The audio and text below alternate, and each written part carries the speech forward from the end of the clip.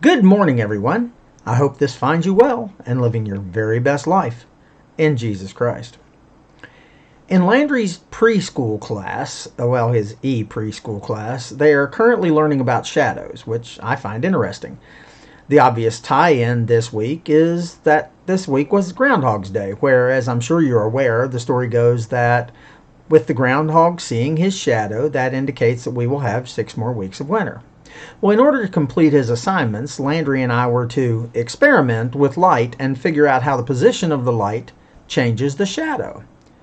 Then he was supposed to answer some simple questions like, well, if the light is in front of you, where is your shadow? And how would you make your shadow to be the biggest? Well, at one point when we were talking about these shadows, he told me rather seriously that he would much rather have the shadow be behind him than in front of him.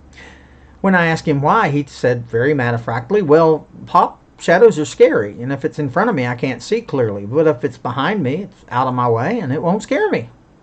Makes sense? I think many of us are afraid, or when we're afraid especially, we want to look into the shadows, where we really should be looking for the light.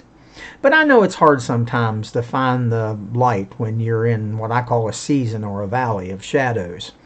We're all familiar with Psalm 23 and its description of walking through the shadow of death. And as much as this is, of course, a very powerful shadow, there are other seasons and there are other circumstances that can cast a long shadow over our lives.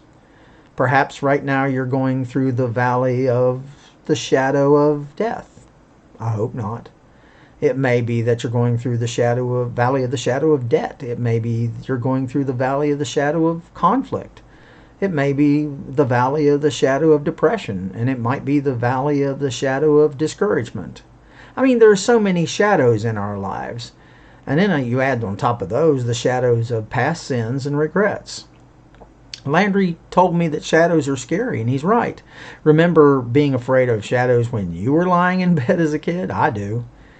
See, I've learned a few things about shadows this week through Landry's experiments. Well, actually, there were things that I already knew, but were brought to my mind. First, shadows can't hurt you, especially shadows from the past. And second, shadows are always bigger than the source. And here's the good news. Whenever there's a shadow, there has to be light. You can't have a shadow without light. So the key when you're going through the valley of shadows is to turn your back on the shadow and look at the light. According to my budding 5-year-old scholar, that just makes sense, Pop. So as long as you keep your eyes on the light, Jesus, the light of the world, the shadows won't scare you. That's also how you go through the valley of the shadow of death or depression or regret or any of the other shadows life throws across our path. And that's how you lower your stress and you reclaim your joy. You trust God in the dark valleys, just like David who prayed in Psalm 142:3, when my spirit grows faint within me, it is you who watch over my way.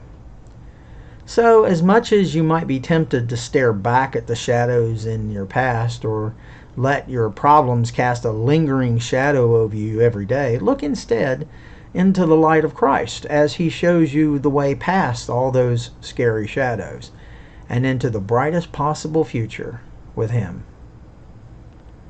I hope you make today a terrific day. I want you to know that I'm here if you need me, and I love you all.